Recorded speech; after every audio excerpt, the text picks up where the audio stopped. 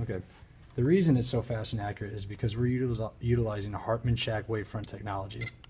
What that means is that it is capturing 108 points of light, and that you do not have to be exactly on optical center to get an actual reading. So we have our readings, and what we're going to do is enter this into our phoropter panel. By doing so, we're pressing N, and we're matching that data number with the data number on the screen, and we're pressing LM for lensometer. Okay. Next, we're running into our tonoref. Tono as in tonometry, ref as in refractor keratometry. Pull the screen off here. I'm going to clear it out. All right. And what type of autorefractor are you guys currently using right now? Manual. And what? Yeah. What? Okay. then you are really going to love this. Not only is it accurate, but it is easy to achieve. Okay. So go ahead and put your chin rest down in the cup and the forehead flat against. All right.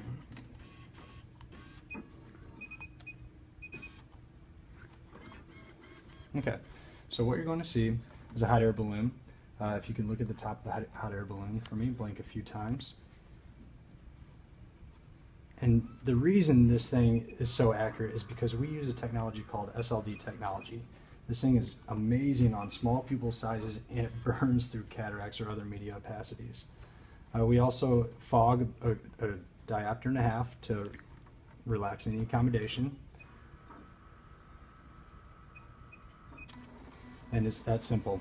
One thing I didn't show you is that it has XYZ tracking.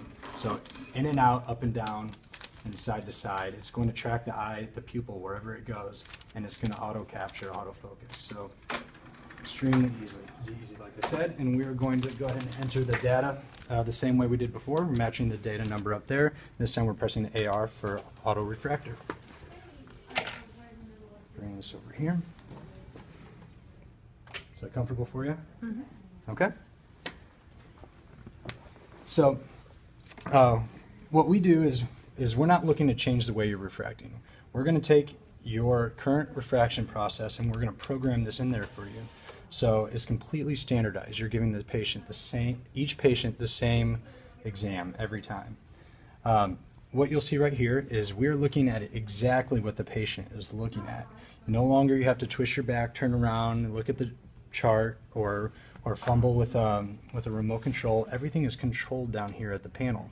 And there's also an area that is giving the technician examples of what they need to be saying. So we'll press next. All right, if you can see right up here, white means that the right eye is open and the left eye is occluded. I'm going to go ahead and ask you to read off the lowest visual line you can see. 09 RKD. Okay. And notice down here, we are isolating the acuity just by the touch of a button, and then the number auto-populates, so you no longer have to just transcribe yourself. And then I'm going to show you two images. Let me know which is clear. This is image number 1, number 2. Number 1. Very good. So this picture right here is truly amazing, and it is the direction that refraction is heading today. This is our split prism Jackson cross cylinder. Patients generally love this because whenever they go through the refraction process, the most stressful part is the 1 or 2. And Jackson cross cylinder is about 90% of that 1 and 2. And we're virtually eliminating that for them because we are inducing monocular diplopia. Okay, the patient is seeing 2 images and they are comparing image to image instead of image to memory. So if you can go ahead and look in there. And let me know which image is clear. Can I stop you for a moment? Yeah. What if I just wanted to do it manually the way I've done it before? Absolutely. It's as easy as 2 touches of the same button right here in this auto mode. We press it twice, and now we have our Jackson cross cylinder. This is cylinder number 1 by the button down here, and this is number 2, which is clear. They're about the same. And so they're about the same. If they were not the same and she chose number 2, we would just press, or we would dial in the direction that she told us to, like so. We'll go back to how it was, and to get back to where we were, here we are. Great. So are they about the same still? Yes. Okay. Press next. And how about now? Left, The right? one on the right's clear. Okay, so she said right, so we're just going to dial one notch to the right. How about now? Now it's to the left. Okay, we'll go back to the left. And what I want to show you right now while we're in this screen is we have an internally calculated spherical equivalent. So what I want you to focus on is the sphere. Once I dial in a half diopter of cylinder, changes automatically for you. You no longer have to do the calculations yourself. Awesome. All right, so the first thing you'll notice on here is that we're all automatically dialing in, or automatically programming a half a diopter of fog. Now, depending on how you're currently running your exam process and your refraction, like I said before, we don't need to change it. We can program anything in any type of fog value you want in there. So, which number 8 is clear to you? The one in the red and green are about the same. Red. And when she says red, and we have a button down here in red, so easy to remember. Don't get confused with what's on the screen. How about now? Red. And now? Red. Very good. And if you can read the lowest line on the chart for me, please. VOHZS. Okay, again, isolating, and we're moving on. And as you notice, it automatically switched to the left eye. You no longer have to get up there and do it yourself. It's a beautiful thing. So can you read the lowest line on there for me, please? O and RKD. All right, show you 2 images. This is image number 1, and this is number 2. 1. All right, and again, that is our split prism Jackson cross cylinder. How about now? The left is a little more clear. Left, so we're going to dial it half.